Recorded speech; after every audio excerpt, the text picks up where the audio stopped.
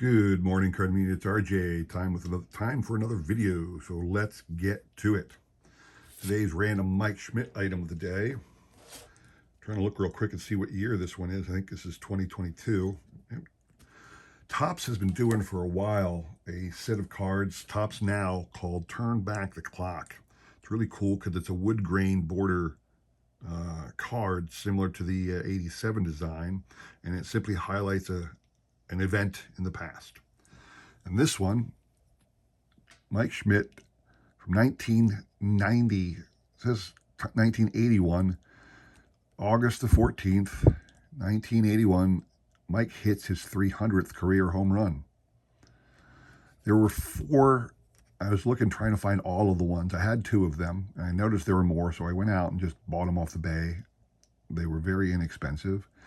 That's one of the key things if you're a collector. Wait a couple years and all those really high expensive new cards will drop in price dramatically because people have lost interest. So I think this it was under $5, this card. So, and it's another one I needed for my Mike Schmidt run. So that's that. Today's random baseball item of the day. I have here a silly little thing. I bought years ago. I also collect everything Phillies that I think is interesting. I don't buy every little pin or button or whatever, but I got a lot of silly Philly things, and one of these is the Phillies crossword puzzle book. And I actually do fill in a couple of the puzzles once in a while. This one, you can see I just every once in a while I pick it up, try and fill it in some stuff. The answers are in the back, so it makes it easier. But a really cool photo up top here. From March 1912, the Phillies team. Now, I'm pretty sure Grover Cleveland Alexander was on the team, but I can't find him in here. The only person I recognize instantly down here is Hans Lobert, longtime player, coach in baseball. I want to say that is a young Grover Cleveland Alexander, but it just doesn't look like him. Really cool thing right here. Some random kid got in there in the photo. Maybe somebody's son or daughter. I can't really tell. I don't know. I want to say Sherry McGee should be on this team. The legendary T206 era guy was on the Phillies. I don't see Sherry McGee. So there's a couple players that I know are on the team. This guy, I believe, was Lave Cross. But I'm just not 100% sure on any of these people. If I could look it up on, Baseball Reference has pictures of most of the players that they list, so I could probably narrow it down, but I'm just not going to take that much time because I'm randomly highlighting something. And what's interesting about this book is I guess one day I got it as a present years and years and years and years ago from some family member, and then I got a second one.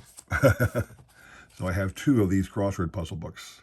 And I do every once in a while. When I mean once in a while, maybe once or twice a year, I'll pick it up and fiddle with a couple of crossword puzzles. But it's not something I'm actively pursuing. But it's just another cool thing in my collection of random baseball and Phillies items. So just want to show that off. Today's trivia question. I'm going to introduce the card first. So this is from 1995. This is a Topps Archives product from the 1995 Topps Archives Brooklyn Dodgers tribute set. And I showed that off last week if you want to, scroll back and watch that video. This is your Jackie Robinson thing. That's your prize. Now, on the back of this card, and I'm going to try and do it very, surreptitiously. Down here, you have the dugout quiz. And if you can see it right there, I'm covering the answer. It says, the dugout quiz. What is home plate made of originally? So in other words, when baseball first began as a amateur game back in the 1850s, what did they originally use as home plate? Was it made of? So that is your question. You have to send me an answer. Email me the correct answer, and I will include my email in the description below. You'll have today and tomorrow to answer. We'll pick a winner on Sunday. And the winner we'll get that awesome Jackie Robinson 1995 Topps Archives Brooklyn Dodgers tribute set card. It's a obviously a 1953 Topps reprint. So there you go. All right, today, Small Set Wednesday. Let's talk about one of the more interesting sets that were in baseball card sets back in the day, and had a interesting, I want to say, evolution. So,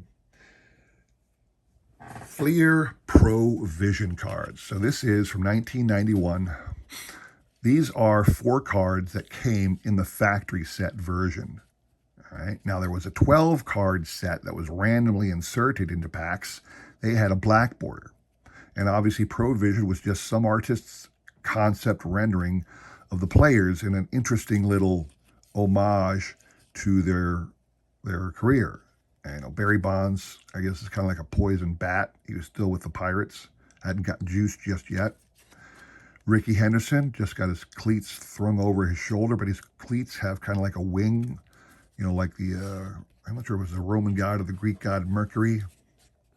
The moon up there. Ryan Sandberg is kind of lame. It's just him with the Cubs logo and the pinstripes in the background. And then you got Dave Stewart, like he's just thrown a baseball into a concrete wall and it's stuck.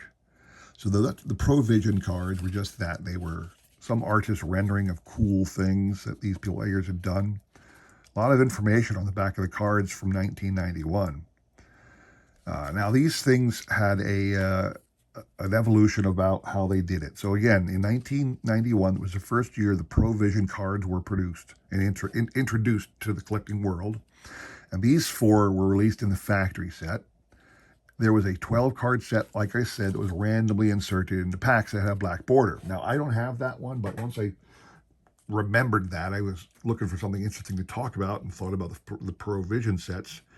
And I went through the bay and the trading card database.com, learned a little more, and I think, well, shoot, I got to get that black border set. Well, there's one up on the bay right now for like $5, so I'm going to snag that.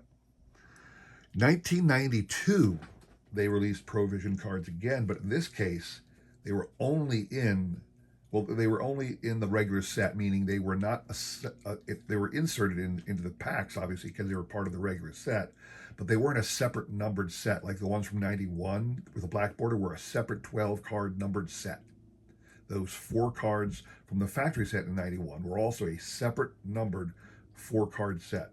These cards from 92 were part of the base set and were numbered accordingly. So you got this Yount rendering with the balls just kind of falling around him. And you can see it's card number 708 out of the full set. You have this interesting Griffey Jr. He's holding 2 bats, and he's got like a rainbow light hanging down out of the sky. I love this one, kind of a Nolan Ryan. He's got the heat coming off the ball, but he's checking off the strikeouts. Little tally marks on the side. That's pretty cool. And obviously, Cal Ripken. I'm not sure what that date is. I wasn't sure if there's like someone counted up what game he would actually do 2030. But this is from 1992, so he hadn't broken the record yet, but he's shooting for 2030, obviously. This is a cool one. Frank Thomas, he was a young stud, setting all kinds of records. Inside, he's holding 3 bats, but inside the one of them, it's like kind of showing you what's inside, and it's dynamite with a timer on it. And then this is just David Justice was a hot rookie at the time too, and he's got the bat with the tomahawk on the end, the feather similar to the Braves logo. So that is the only Pro Visions that came out in 92. All right, 93 they did.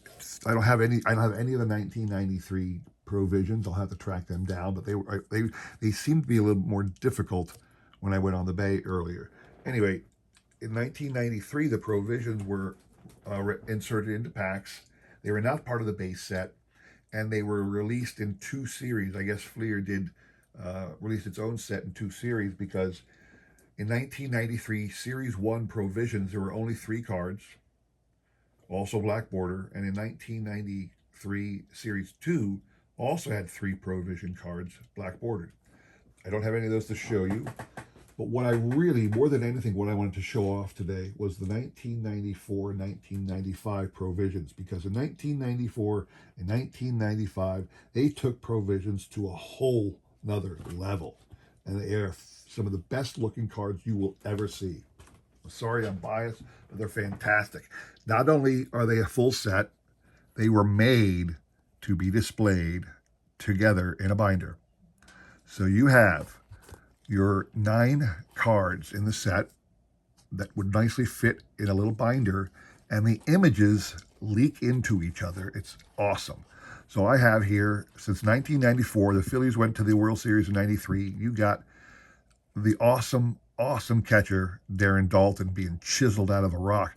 Yeah, I got like a little artist's stool with his little towel there, like he had just chiseled Darren Daulton out of the concrete block. Fantastic.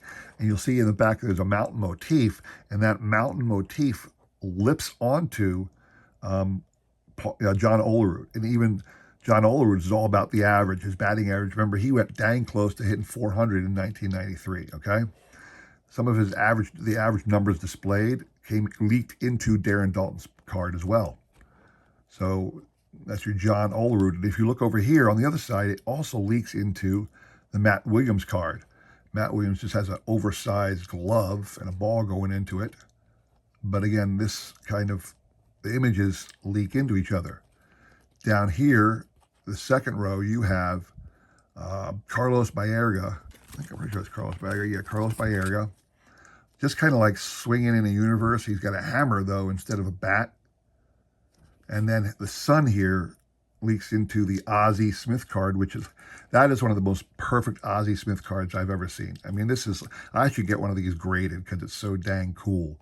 It's Ozzie Smith as the wizard. The Emerald City is in the background, and he's got a little cardinal on his shoulder. That is a fantastic card, one of the best cards I've ever seen in my life. I love that card. I really should get a PSA 10 of that one if I could find one, just because it's so cool. And again, his card, his Yellow Brick Road thing leaks onto Juan Gonzalez, plus this little string of, I don't know, whatever it is. Oh, it's like something coming off of his brand that leaks into these other 2 cards in the set. So you got Juan Gonzalez with Texas, wearing a cowboy hat, holding a brand, getting ready to swing, showing off the biceps that are torn through his thing. You've got a little couple cowboys in the background there. Then you have Jack McDowell just holding up a really cool baseball that's, I don't know, he's just looking good. What can I tell you? I wish there's more to that one, but I'm not a Jack McDowell fan, so it doesn't matter. But the fireworks from the next guy leak into his card. And the next guy, rookie Mike Piazza. And you can see Ozzie's cloak kind of leaked down into Piazza. And the rainbow for the next one comes over there. It's a little different than Daulton's because it's not like he's chiseled out of stone. It's just, more than anything, it's just celebrating that he's in Hollywood, Los Angeles. It says Hollywood in the background. I don't think these are like spotlights or whatever, but, it's more of a Hollywood feel to that card. And then in the end, you've got the rainbow going to Tony Gwynn. And I love this one.